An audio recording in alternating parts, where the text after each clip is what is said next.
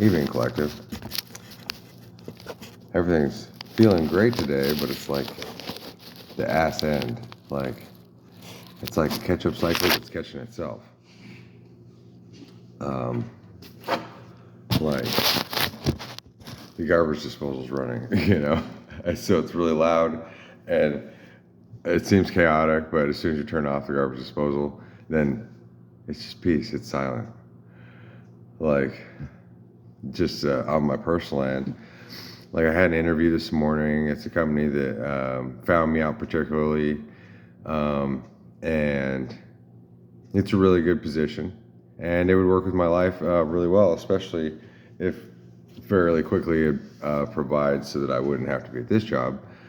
Then I'd have a lot more time talking to people every day, kind of like this, and talking about their how I can make them feel safer, ironically. And but you got to have a licensing fee, and I got to get a new laptop.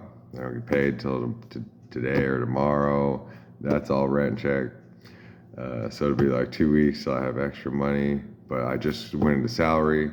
But everything's changing so fast. Like this is like a month ago. Every week I never know what the hell's happening in my life.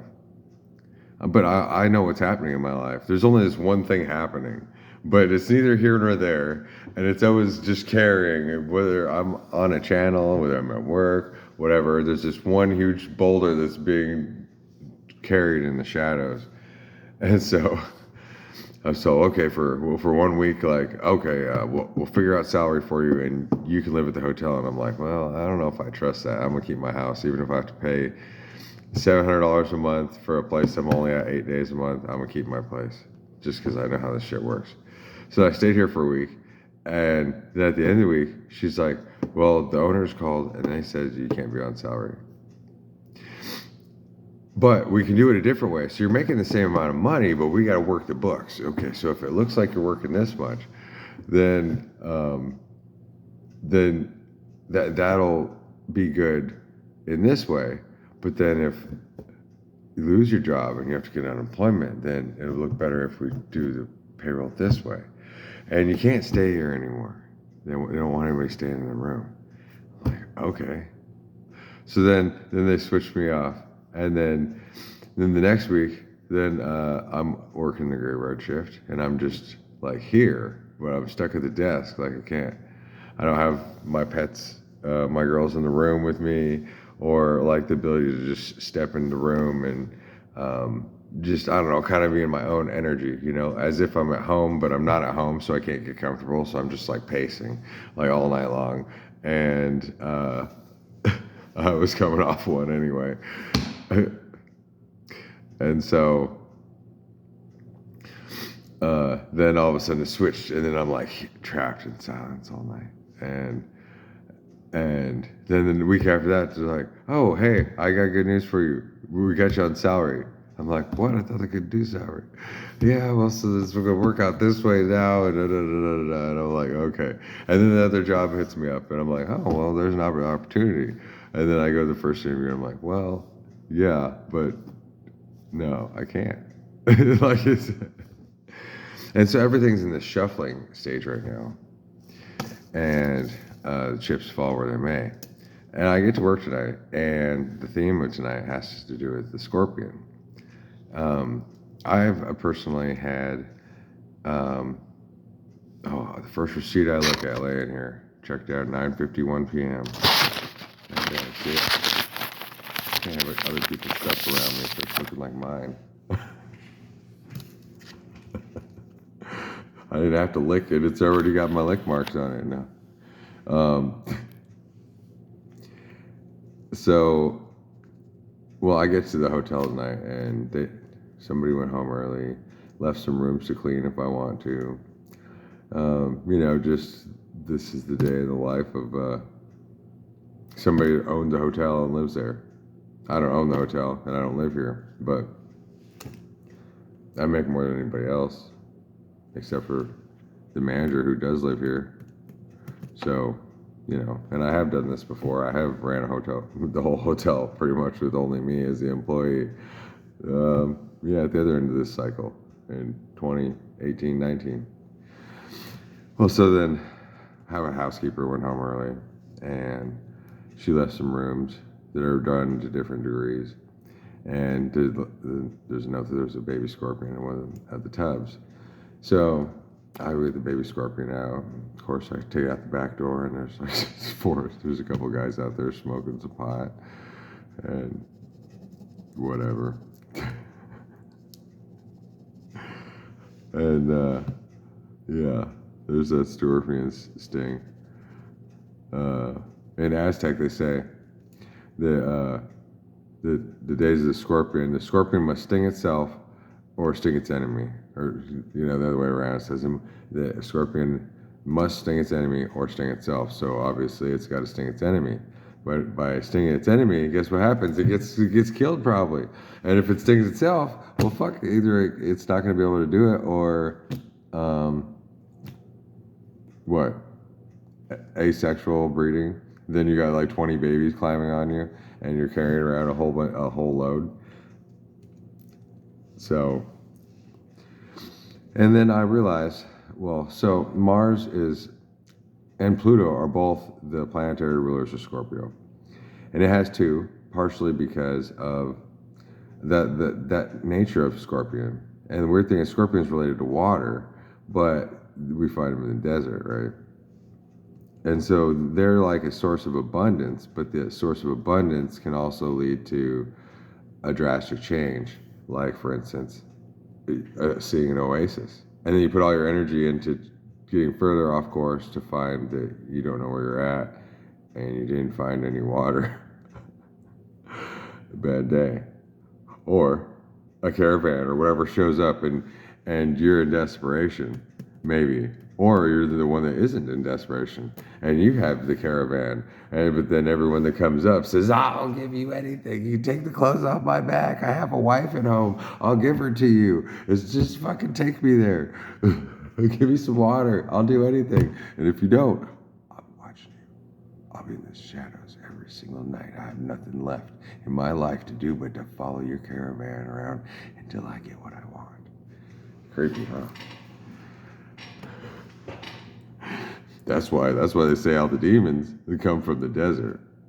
If you ever read from like the Necronomicon and such, that's where craziness is, and also related to where the mind exists in this dense place of absence, in this vacuum on its own.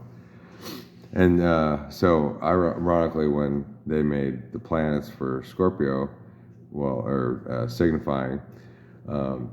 Since Mars is the fourth, it's the outer inside planet, but, it's by the hammered bracelet, the asteroid belt. And it's red, like blood, but it's cold. It looks like it has an ice cap, even though, I don't know. There's just so many weird things about Mars. It's like, it's got this division about it, but it's solid. It has two little tiny moons, but they're like slowly crashing down and eventually we'll run into the planet probably. They're all weird shaped and stuff. Like everything about it's just like a little bit off. Just like somebody that comes in and you're like, I think he's on something.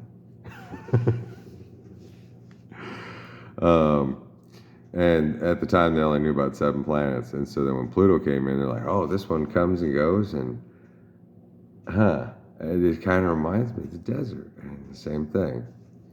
And so that's why Mars and Pluto are so much alike. They're so similar and so oppositional as fire and ice, and what's inside and what's outside, what's mind, what's blood. If the blood controls the mind, but the mind controls the blood, like just thinking about something different, your blood pressure will change, And by taking something, your blood can change. It can change its contents, it can change its oxygen volume, it can change its water content, it can change its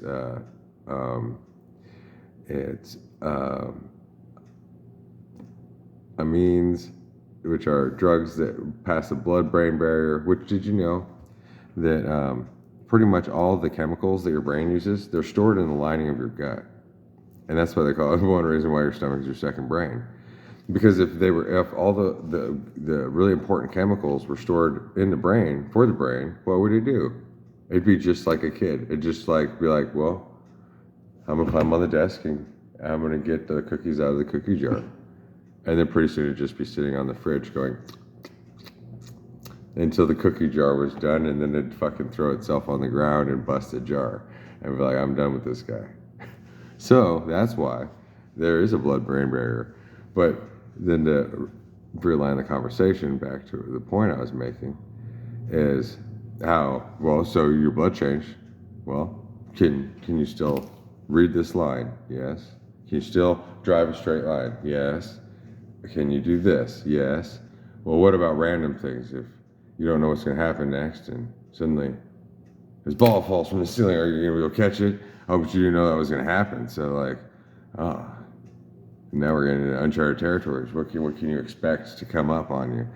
But shit, if you're sober, it's just what's sober? That's always the question. What's sober? A drug is anything that causes a chemical change in the body. So water and oxygen are included as drugs. So if you're drinking a product, any kind of product, you're taking drugs.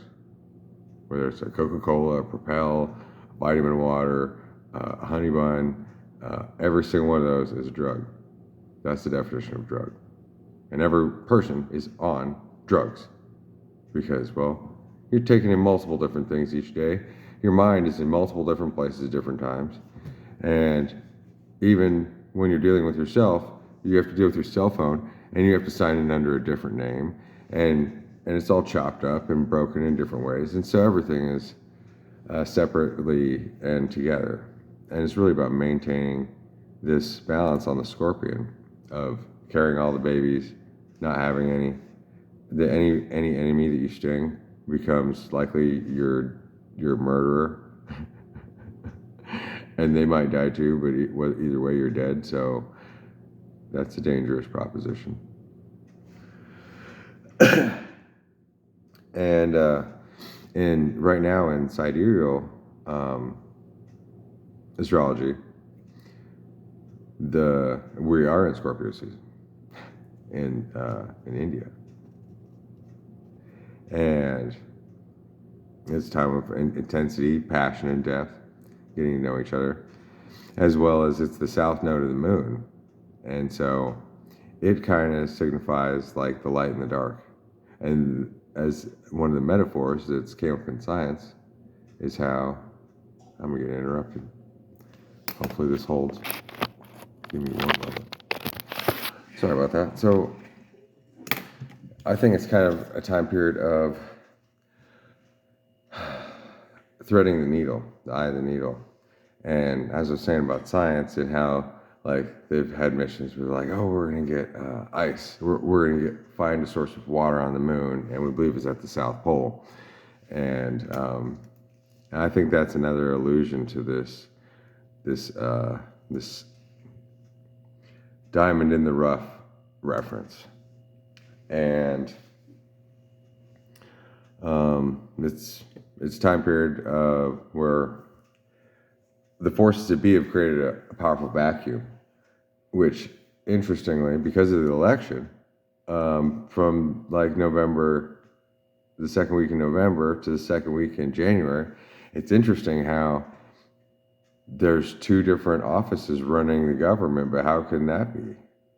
You know, that somebody new is taking over and changing everybody out, but somebody's still in power. And so then there's that equates to this time period. One thing that I read up about today in particular, no, actually this has to do with this 2-week period.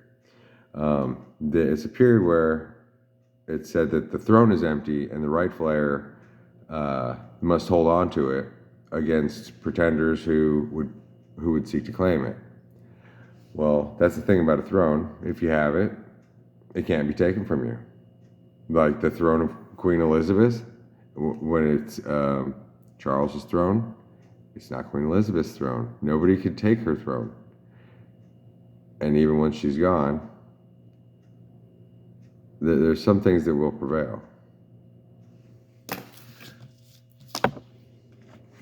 during someone's reign. Well, I didn't have any cards. I'm all disheveled tonight because my phone was off when I woke up, so then I got woken up suddenly to come to work because it didn't wake me up in time. But my phone was charged 100%, and then I had to throw all my stuff together in my bag. I didn't have the holder for my phone. I only grabbed what was there and available. I feel like tonight's kind of an off to a running start. It's kind of like not knowing where you're going and just jumping in the car. And it doesn't really matter because you know you got $1,000 cash on you and you got $2,000 in the bank, and even if all of a sudden your work calls you in the morning and you've been driving for 7 hours, you don't even know where you're going. You just jumped in the car, and then on the way, you're like, okay, where's this taking me? And then 7:30 in the morning or whatever, your phone call. Hello? You coming into work today? No, not today. And if you get back, you might have a job, you might not have a job. But right now, you got a job, and it's just running on that rail. There's nowhere to land, and there's nowhere to stay. There's nowhere to go, and you just got to carry the energy with you. I'm going to start off with a couple of these cards. Since I just ended up bringing 3 tarot decks, which are all the same. They just got a different look to them. And my 2 oracle decks. I like to use that. For my masculine messages, I like to use the Angels and Ancestors deck. I see it's in a way, it's a really boring common deck. It's like the most basic. It's like your Berenstain Bears kind of tarot or oracle deck. And then I also have the Divine Feminine deck, which everyone would probably expect that I would have the Kali deck, but I got Kali in me. I don't need all kinds of darkness around me. I control the darkness. The darkness is a power, and chaos is a power that I manage. And so I don't need that kind of energy around me.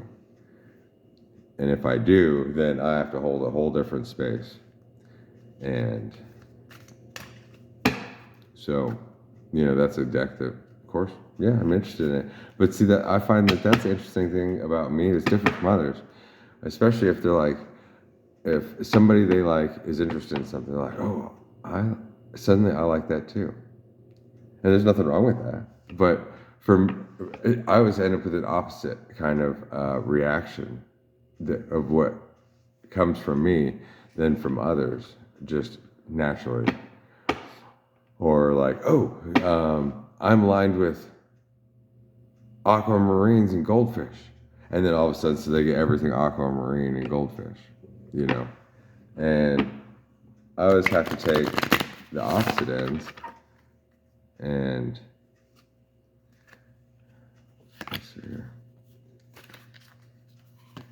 So whatever I'm attracted to, in a way, is what I push away. And I guess that's this sense of double balance. I mean, if it's not balanced, then it's off balance. But if it's off balance, then the action of bringing it back is balancing. But balancing isn't balance or unbalance, and it's still off center. So then you have 3 positions there. So then what's a double balance if it's having the balance, but both the ground and your head are both always changing, and so is the body in between. And so you're not balancing, you're not balanced. There's no specific plot of balance. It's like standing on a ball. And I guess that's kind of the double balance, where everything's got to stay upright regardless of what it looks like and how much energy is exerted this way or that way, or how little. It's just about keeping your face off the ground, I guess.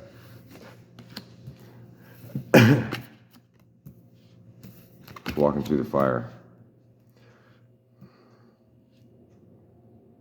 So the collective is being asked um, to seek their inspiration out there, things that turn them on, light them up, and that our ancestors and the guides are with us all the time, especially those from our lineage. But if it's especially from a certain group, then that's why it's especially important to seek out at least an oppositional group to balance your alignment. So let's say, I don't know, it just came up to my, like, so supposedly you're obviously Navajo. Like you look Navajo, you could say that you're a second generation American because your family lived on the reservation and still like participates in powwows and this and that, and you're from that world, but you're not from that world, and you're from the American world, but in a way you're not like, I don't know, somehow it's like you got your foot in two worlds. Well, it's important to embrace both of those, but I believe that it's extremely important for each of those other classifications you could find out about. Like maybe find out, oh, the Navajo are tied to the Aztecs. I don't know. And so then you delve in the details, right? So you dive into the details of Aztec and add that as a balancer, where you, because by being like, oh well, I'm Navajo and that's my heritage, you're the furthest thing from the truth when it comes to the Navajo, and that's everyone in this time period's place. And so by upholding your lineage, you're really holding on to like an like an eyebrow hair on, like, oh yeah, so you're Navajo, okay. Well, look, I got a headdress and all this. I can call the chief right now. Okay, big fucking deal. Call the chief. So what? You know, that everyone is like, how, white man, no matter where you meet up at. And that's, I think, pretty funny. So it's important to embrace cultures that are different, and especially the more extreme different. And so, I don't know, and this is causing the integration. Like, for instance, maybe you're African American, whether you just came over on the boat this year from Ghana or whatever, you gave up your scamming ways, and once you got enough money together and you came over here and decided, well, you know, I stole that $100,000. I guess I got to be an American now. I might as well just come over here and get a real job and find out what it's like. Or, you know, maybe, you know, who knows? You know, you don't even know a slave and your whole lineage or whatever, and you know, it's whatever. We're all black. We're all aliens. We all belong in the world that is and is becoming, and the future world. But so then, let's say you come from that, then I'd suggest that it's, especially if racism comes to your mind, then it's extremely important to find the roots of it in both your culture and in the oppositional culture. If you think, well, okay, so what about the KKK? Why do people do that here? Why do they bring people over on the boats? Oh, the Africans were actually selling their own people on the boats, and so it's been happening on both sides.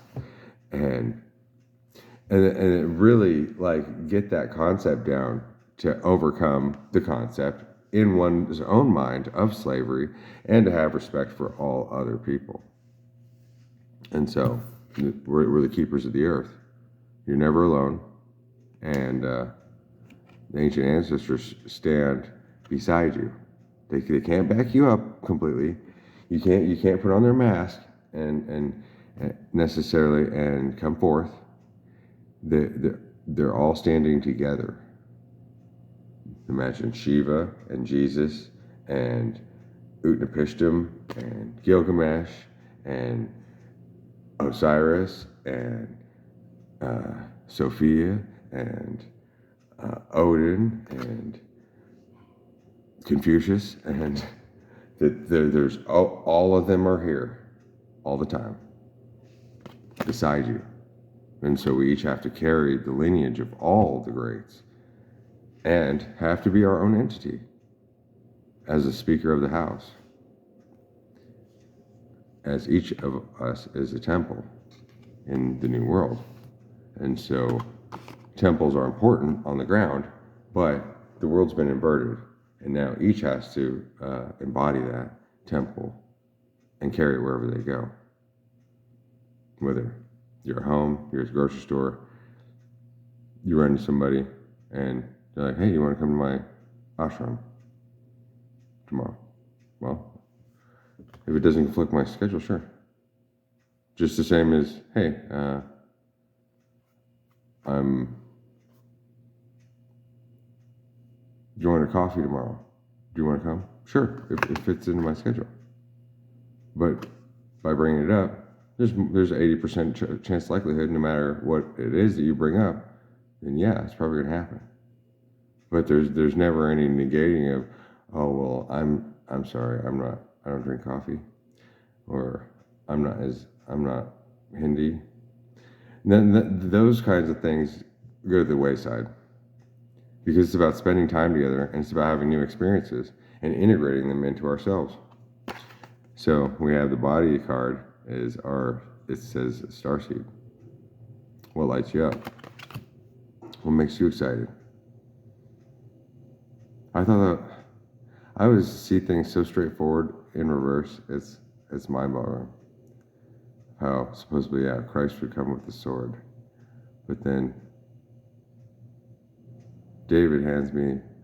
I do a reading from the 5 rings the other day, and then I end up at David's house, and I haven't spoken to him in 2 years, and then he just hands me a katana, and most people are like, oh yeah, I'm gonna be a samurai, this or that. But for me, it's really a holy kind of experience with each thing that I mess with.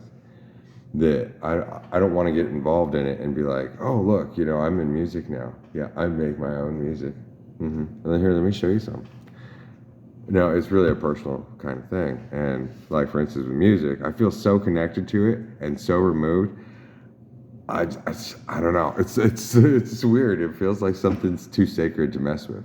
That I'd want, like, one of my friends, like I'd want to be led into it, where I'm just hanging out. I don't know. For instance, like somebody invites me to a party and they got a studio and we just have some drinks and they're like, oh well, I'm actually doing a couple tracks tonight while we're hanging out. You want to see how it goes? Yeah, fuck yeah, I want to see how it goes. I mean, I can imagine it. I can picture it. I could probably do it myself. But no, I want to be involved with other people. I don't want my stuff to be separate and your stuff to be separate. But it's always separate. I want to start with the zipper going together. And so, yeah, okay, she's a vocalist. Okay, she goes in the booth or whatever. Okay. Oh, and that's the bridge on this track? Huh.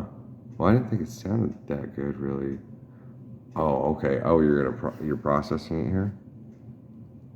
Oh, I see. You say it sounds that way because you got that version of the microphone in there and it doesn't capture frequencies very good in her range. But, oh shit, okay, you modified it here?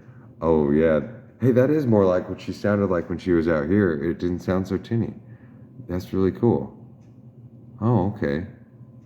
And you see how automatically the studio thought process works. And it's just like tearing down a car in reverse. And I get that. I see everything like that. But to just decide, oh, I'm going to do music. Okay. Well, let me get my little beep, beep, boop, boop, beep, boop, boop, boop, beep. I don't know. For me, I'm carrying all this weight, and it's kind of just going to be one of those things that I just have to break into, and it'll have to come to me. Align your life. What is not aligned and needs to change? Good question that each of us has to ask ourselves every day.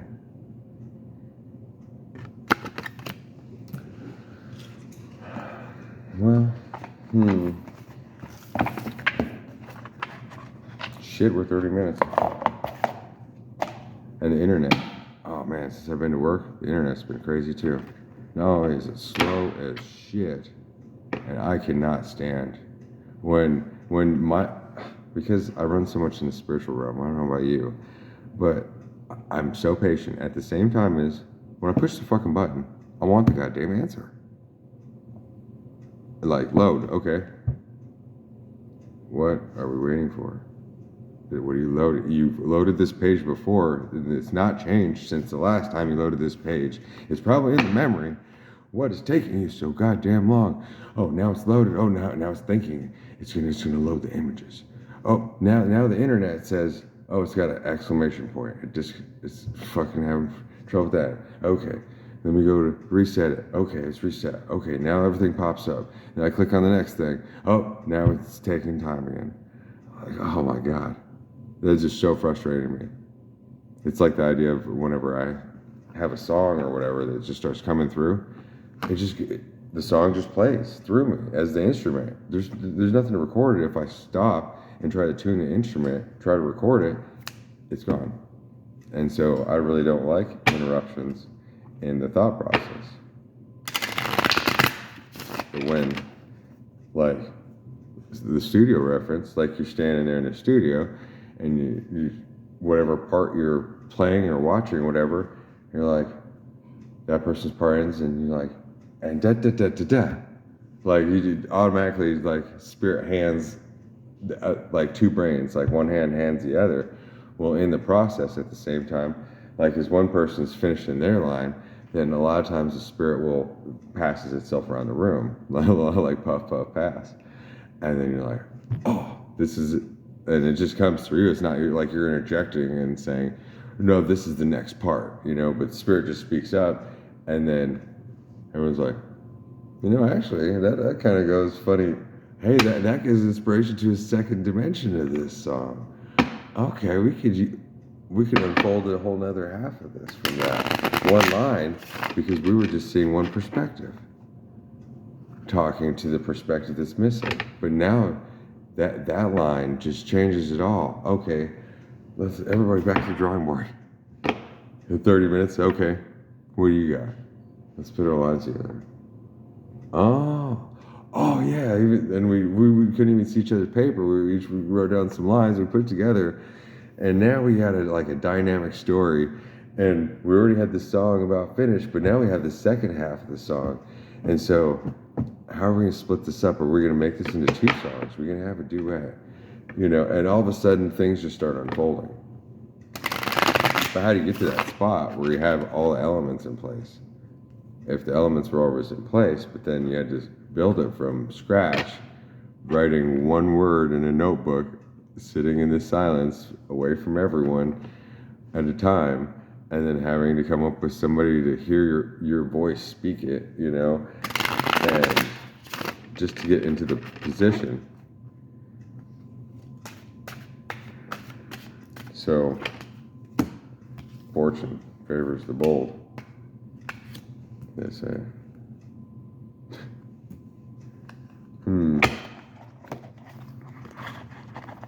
Kind of like how that went earlier. As the natural know-it-all. Let's go with the book.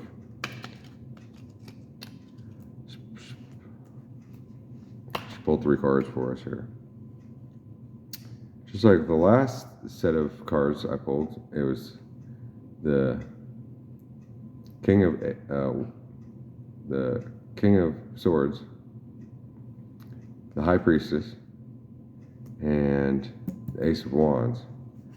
Now we have the King of Wands as our first one.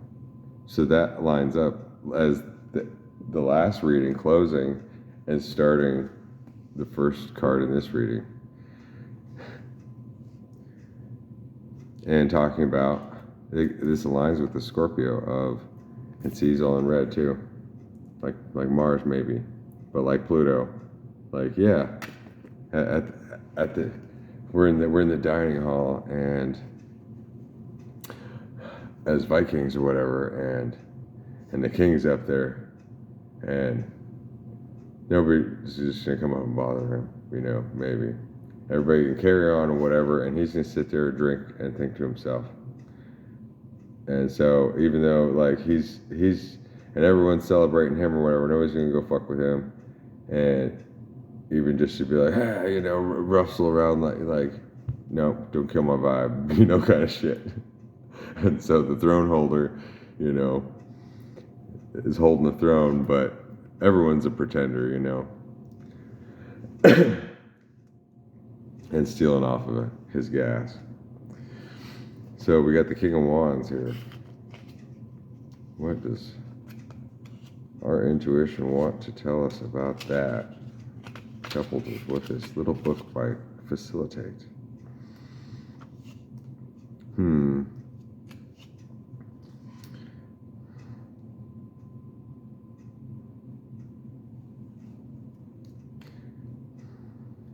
Right, and this is an aspect that we're folding upon right now, because this is very much what the power structure, those in power, look like today. And where they're very, even when they're personable, they're very closed off and direct. They won't tell you anything about their personal life, what they're going through, what they've been through, and if they do, it's only part of the story.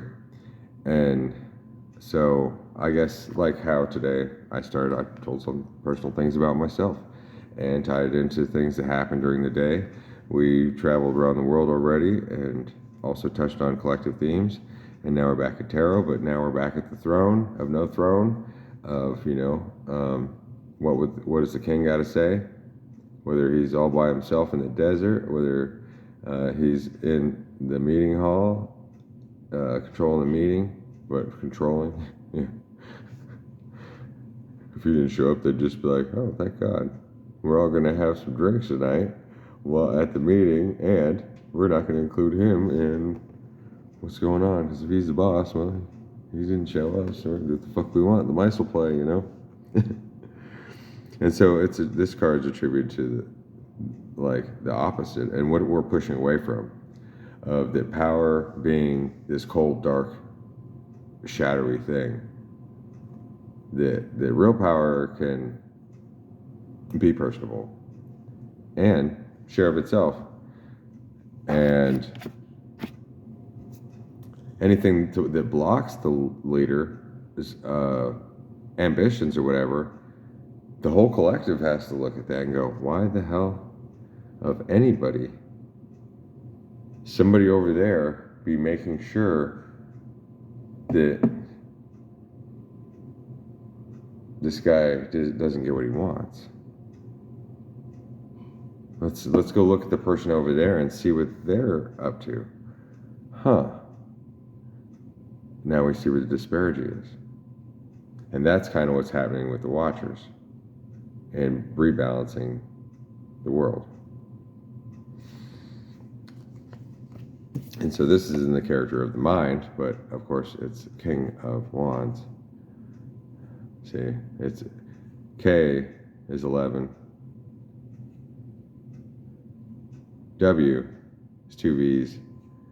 It's definitely a folding point card of holding and maintaining without holding and maintaining. It's a card. It's it's one of the ultimate cards to balance. Yeah, mind. It's a big old fucking ogre sitting up there with a goddamn club that's bigger than anybody's head, and you gotta asking everybody to come up and kiss its ring, you know. And so you got to be like Santa Claus, for sure.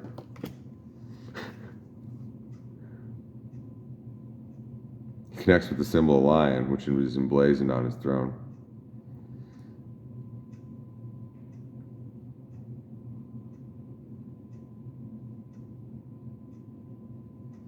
Dark man, friendly, countryman, generally married, honest, and conscientious. Now, it's been one of my longest readings. Let's see here. See, I could just fly by the seat of my pants all the time. And that's fun and all. But since I can so easily, that's why I think it's important for me to slow down in my readings and both connect directly with you and also be in flow, and to slow down, to let things process in your mind and mine, and at the same time as, what's the hurry? If the greatest part of life is just sitting in the room with your mate, and neither of you need anything from each other, and you're just at peace knowing they're there, and they're at peace knowing you're there, and that's good enough. There's heaven. So let's see here. I'll find it. The book's only got 10 pages in it. It's going to take me 5 minutes to find it.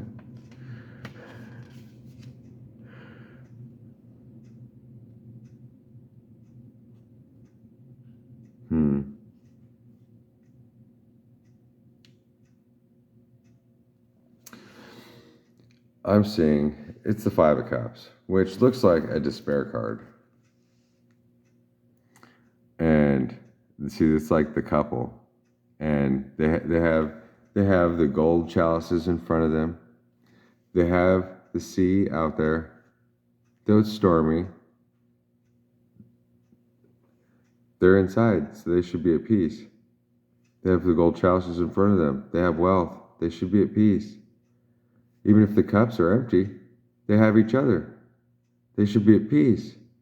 They're both seeking something, but they don't know what it is because everything in the room is between them.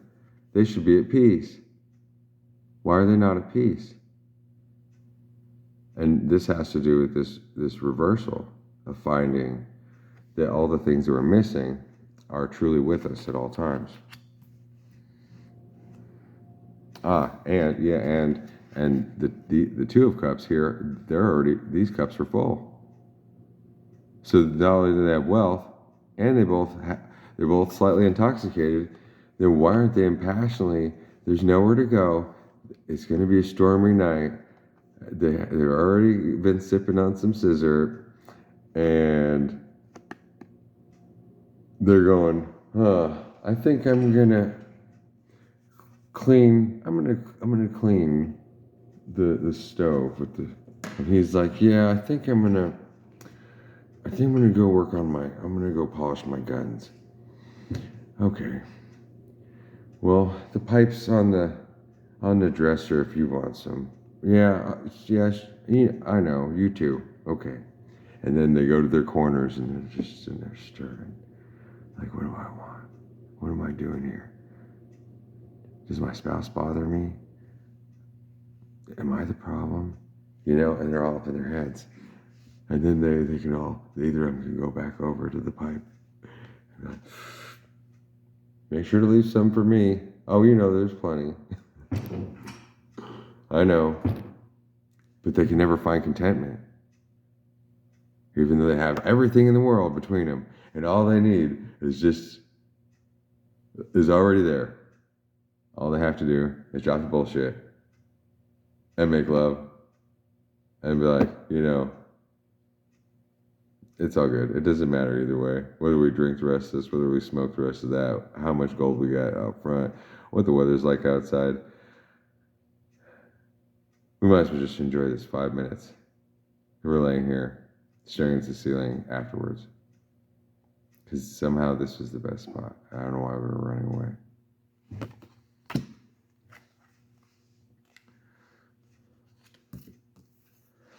In the spirit aspect, I'm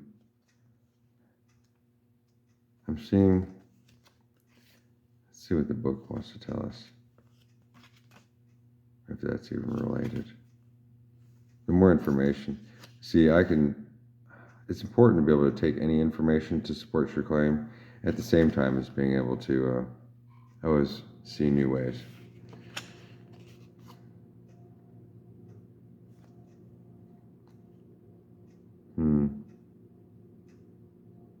Oh, I see one of the weird things.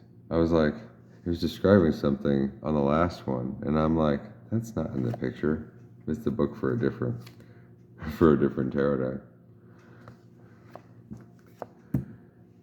But I'm using a deck that's like 30 years old.